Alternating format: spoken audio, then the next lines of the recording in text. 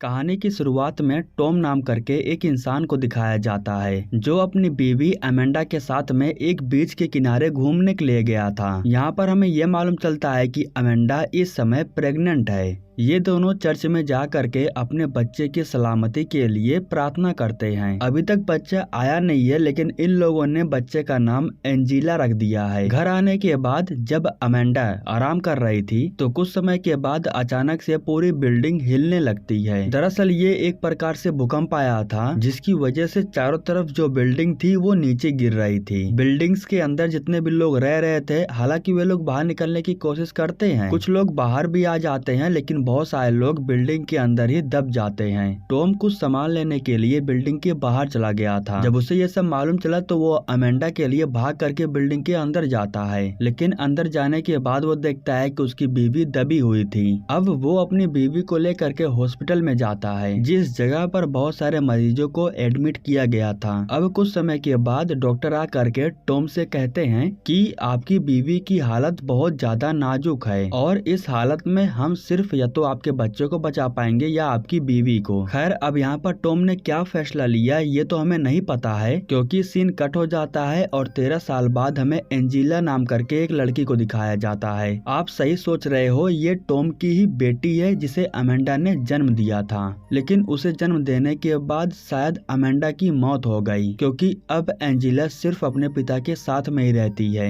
उसके पिता भी एंजीला से बहुत प्यार करते हैं। नाश्ता कर लेने के बाद टॉम उसे कॉलेज में छोड़ने के लिए जा रहा था। बाहर के साइड में टॉम के पड़ोसी हम टोनी को देखते हैं, जो टॉम का एक अच्छा दोस्त भी है। एंजीला आज अपनी माँ के दुपट्टे को बाहर निकाली थी, क्योंकि वो अपनी माँ को बहुत ज्यादा मिस कर रही थी। कॉलेज में पहुंच जाने के बाद यहाँ हम एंजीला के एक खास दोस्त कैथरीन को देखते हैं, जो एंजीला की सबसे करीबी दोस्त है। कॉलेज में जाने के बाद जब छुट्टी हो जाती है तो ये लोग बस में जाकर के नहीं बैठते हैं, बल्कि एंजीला कैथरीन के साथ में जंगल की तरफ चली जाती है और इन दोनों को जंगल की तरफ जाते हुए कुछ बच्चे देखते भी हैं। दरअसल बात यह है कि एंजीला अपनी माँ से बात करना चाहती थी, जिसकी वजह से ये लोग जंगल में गए थे और एक आत्मा से बात करने के लिए ये लोग आत्मा को बुला रहे थे। एंजीला अपनी माँ को याद करके उन्हें बार बार बुलाने की कोशिश करती है। अब आगे इनके साथ क्या हुआ हमें ये नहीं पता है, क्योंकि सीन कट करके हमें टॉम को दिखाया जाता है। जब वो अपना काम करके घर आता है तो देखता है कि एंजीला अभी तक घर नहीं आई है, इसलिए वो फौरन कॉलेज में कॉल करता है। तो उससे मालूम चलता है कि वो कैथरीन के साथ में जंगल की तरफ गई थी, जिसके बाद टॉम फौरन कैथरीन के घर पर जाता है, जहाँ पर उसकी मुलाकात उसके माता पिता से होती है। यहाँ पर आने के बाद टॉम को मालूम चलता है कि कैथरीन भी अभी तक घर लौट करके नहीं आई है। अब ये सभी लोग मिल करके एंजीला और कैथरीन को ढूंढने के लिए जंगल की तरफ चले जाते हैं। अंदर जाने के बाद टॉम को एक गुफा के जैसा छोटा सा जगह दिखाई देता है। यहाँ पर इन लोगों को कैथरीन का बैग दिखाई देता है, जिससे ये लोग श्योर हो जाते हैं कि बच्चे यहीं पर आए थे। जब टॉम नीचे की तरफ जाता है तो वो पानी के अंदर एंजीला के जूते को देखता है। अब ये लोग इस बात से कंफर्म हो गए थे कि बच्चे जंगल की तरफ गए थे और जंगल में जाने के बाद वे लोग लापता हो चुके हैं। पुलिस थाने में रिपोर्ट दर्ज होता है और पुलिस वाले बच्चों को ढूंढना शुरू कर देते हैं, लेकिन धीरे धीरे करके 3 दिन बीत चुके थे और बच्चों का अभी तक कुछ भी पता नहीं चल पाया था। इन दोनों बच्चियों की लापता होने की न्यूज धीरे धीरे पूरे एरिया में फैल गया था। एक दिन टॉम पुलिस थाने से जब अपने घर पर आता है तो वो देखता है कि उसके घर का दरवाजा खुला हुआ था। वो ये सोच करके हैरान था कि आखिर घर के अंदर आया कौन है। अंदर जाने के बाद उसे मालूम चलता है कि उसका जो पड़ोसी है टोनी, उसी ने ही कुछ लोगों को उसके घर पर पूजा पाठ करने के लिए बुलाया था। ये लोग पूजा पाठ करके बुरी आत्मा को घर से भगाने की कोशिश कर रहे थे, लेकिन टॉम को ये पसंद नहीं आता है, क्योंकि वो इन सब बातों पर विश्वास नहीं करता है। जिसके बाद वो इन सभी को घर से बाहर भेज देता है। अब तीसरे दिन हमें एक इंसान को दिखाया जाता है जो अपने कैबिन में कुछ सामान ढूंढ रहा था। सामान को ढूंढते हुए उसे एक आवाज सुनाई देती है। जैसे ही वो दरवाजे को खोलता है तो हमें मालूम चलता है कि एंजीला और कैथरीन इसी कमरे में बैठी हुई थी। अब फौरन ये खबर पुलिस तक जाती है और पुलिस वाले इस तरीके से एंजीला और कैथरीन को ढूंढ लेते हैं। जब टॉम अपनी बेटी से आकर के मिल रहा होता है तो उसी समय पुलिस एंजीला से पूछती है कि तुम कितने दिनों के लिए गायब थी, जिसके बाद एंजीला कहती है कि हम तो सिर्फ एक ही रात के लिए गायब हुए थे। जिसके बाद टॉम बताता है कि नहीं, तुम 3 दिन से गायब हो। हम सभी लोग 3 दिन से लगातार तुम लोगों को तलाश कर रहे रहे हैं। खैर, अब इन दोनों को घर छोड़ने से पहले इनके साथ कुछ जांच और टेस्ट किया जाता है ताकि ये मालूम चल सके कि इन लोगों के साथ किसी भी प्रकार का कोई गलत काम नहीं हुआ है। रात को सोने से पहले एंजेला टॉम को बताती है कि मैं जंगल में माँ से बात करने के लिए गई थी। पेड़ के नीचे बैठ करके आप जिस किसी को भी याद करते हैं तो आप उनकी आत्मा से बात कर सकते हो। मैं भी अपनी माँ की आत्मा से बात करना चाहती थी, इसलिए मैं जंगल में गई थी, लेकिन काफी कोशिशों के बाद भी ऐसा कुछ भी नहीं हुआ। मैं अपनी माँ से बात नहीं कर पाई। इसके बाद टॉम उसे सुला करके खुद सोने के लिए चला जाता है। अगले दिन सुबह में जब टॉम सो करके उठता है तो वो अपनी बेटी के लिए नाश्ता बना करके लेके जाता है, जहाँ पर उसे मालूम चलता है कि एंजेला ने बिस्तर को गीला कर दिया है। जिसके बाद टॉम उसे उठाता है और उसे ले करके वॉशरूम की तरफ जाता है। वो एंजेला से कहता है कि तुम नहा लो, मैं बाहर की तरफ तुम्हारा इंतजार कर रहा हूँ। इसके बाद टॉम बिस्तर को हटाने के लिए चला जाता है, लेकिन तभी वो एंजेला को घर के बाहर की तरफ जाते हुए देखता है। जब वो पानी को जाकर के बंद करता है तो टब के अंदर बहुत सारा गंदा पानी इकट्ठा हुआ था। यहाँ पर वो कटे हुए नाखूनों को देखता है जो टब के ऊपर रखा हुआ था। यह देख करके उसे एंजेला की फिक्र होने लगती है और वो जा करके उसे पुकारने लगता है, लेकिन तभी एंजेला पीछे से आ करके अपने पिता के ही ऊपर हमला कर देती है और कुछ समय के बाद वो नीचे गिर करके बहुत ही अजीब तरीके से बर्ताव करने लगती है।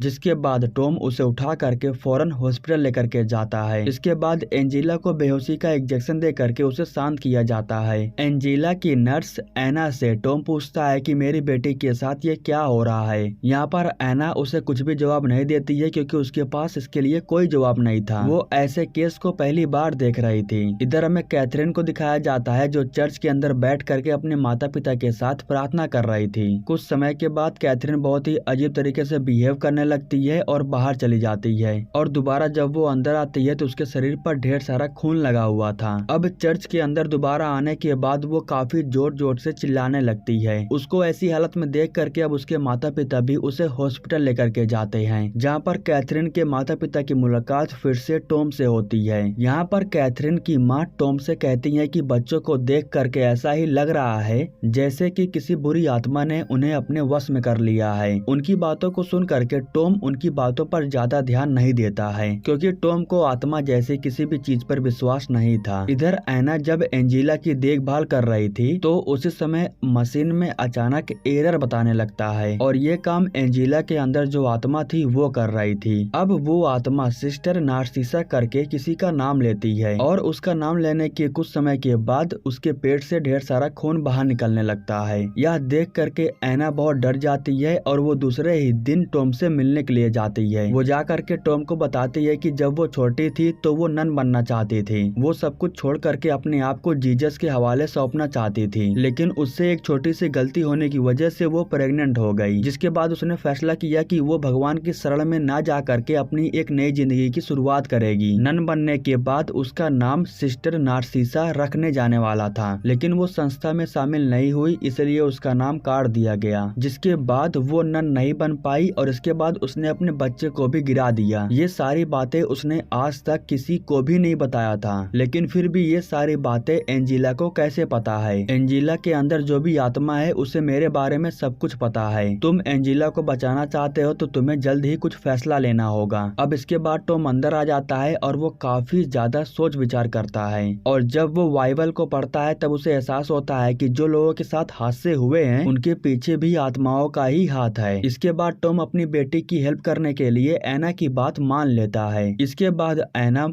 टॉम को एक औरत के बारे में बताती है। उस औरत का नाम क्रिस मैकलेन था और टॉम उससे मिलने के लिए उसके घर जाता है। दरअसल मैकलेन को आत्माओं से बात करना आता था क्योंकि वो इन सब में बहुत एक्सपर्ट थी। उसकी बेटी के साथ भी कुछ ऐसा ही हादसा हुआ था। हालांकि वो अपनी बेटी को बुरी आत्माओं से नहीं बचा पाई थी, लेकिन वो टॉम से वादा करती है कि वो उसकी बेटी को जरूर बचाएगी। सीन कट करके हमें फादर मैडेक्स को दिखाया जाता है जो एना के कहने पर यहाँ आया था और वो एंजेला के शरीर से आत्मा को बाहर निकालने में इनका साथ देने वाला है। जब मैकलेन एंजेला को देखती है तो उसे मालूम चल जाता है कि एंजेला के अंदर जो आत्मा है उसको मैकलेन और उसकी बेटी के बारे में सब कुछ पता है। इसके बाद मैकलेन कैथरीन के घर जा करके वो कैथरीन से मिलती है। कैथरीन के शरीर में जो आत्मा थी वो मैकलेन से कहती है कि मुझे पता है कि तुम यहाँ पर क्यों आई हो, तुम अपनी बेटी को आज तक ढूंढ रही हो। तभी मैकलेन कहती है कि अपनी बकवास बंद करो और इस बच्ची के शरीर को छोड़ करके चली जाओ। इसके बाद वो कुछ मंत्र पढ़ने लगती है जिसकी वजह से कैथरीन को बहुत तकलीफ हो रही थी। कुछ समय के बाद कैथरीन पूरी तरीके से शांत हो चुकी थी, जिसके बाद मैकलन को लगता है कि अब वो उसकी आत्मा को छोड़ करके जा चुकी है। लेकिन ठीक उसी समय कैथरीन के हाथ में एक सामान था जिससे वो मैकलन के ऊपर हमला कर देती है। उसके चिल्लाने की आवाज सुन करके टॉम फौरन आता है और उसे बचा करके बाहर लेकर के जाता है। हॉस्पिटल में ले जाने के बाद मैकलन की आंखों का इलाज किया जाने लगता है। अब सिर्फ फादर मैडेक्स ही बचा हुआ था। वो अपने फादरों के पास जा करके उनसे गुजारिश करता है कि वे लोग चल करके उन दोनों बच्चियों की जान को बचा लें। इधर जो टॉम था वो रेगन के पास जाता है, जो पहले भी टॉम के घर में आकर के पूजा पाठ कर रही थी। टॉम उससे फिर से गुजारिश करता है कि वो दोबारा से उसके घर में चले और प्रार्थना करे। रेगन उसकी हेल्प करने के लिए तैयार हो जाती है, क्योंकि उसे पता है कि उसकी बेटी किस हाल से गुजर रही है। आज रात टॉम के घर पर ही फादर के साथ मिल करके इन दोनों बच्चियों की अंदर जो आत्मा थी उसे ये लोग भगाने वाले थे। लेकिन रात के समय में हमें मालूम चलता है कि फादर मैडेक्स के साथ में कोई भी फादर नहीं आए हैं, क्योंकि सभी फादर्स का कहना था कि इन सब में बहुत खतरा है, उनकी जान भी जा सकती है। इसीलिए सभी फादर आने से इनकार कर चुके हैं और मैं भी तुम्हारा साथ नहीं दे सकता हूँ। यह कहने के बाद फादर मैडेक्स बाइबल की किताब निकाल करके एना को दे देते हैं और एना से कहते हैं कि तुमने पहले भी ये सब कुछ किया है, तुम्हें बस इस किताब को अंदर लिखी चीजों को पढ़ना है, वो आत्माएं उनके शरीर को छोड़ करके चली जाएंगी। अब फादर्स तो नहीं आते हैं, लेकिन फादर के बिना भी ये लोग अपने बच्चियों की हेल्प करने के लिए तैयार हो जाते हैं। इसके बाद जब एना बाइबल की किताब को पढ़ना शुरू करती है तो उसको सुन करके अब आत्माओं को बहुत परेशानी हो रही थी और वे लोग बच्चियों को अब चोट पहुंचा रहे थे। कुछ ही समय के बाद इनके शरीर के अंदर जो भाप था वो बाहर आना शुरू हो जाता है, जिसके बाद रेगन फौरन आग को जलाती है और धुएं के सहारे इन भाप को बाहर की तरफ भेज देती है। अब दूसरे स्टेज में इनके अंदर की जो आत्माएं थी वो इनके शरीर को छोड़ करके जाने वाली थी। इस बीच ये दोनों बच्चियां बहुत ज्यादा तकलीफ से होकर के गुजरने वाली थी। तभी एंजिला अपने पिता से कहती है कि तुम मुझे मारने की कोशिश किए हो।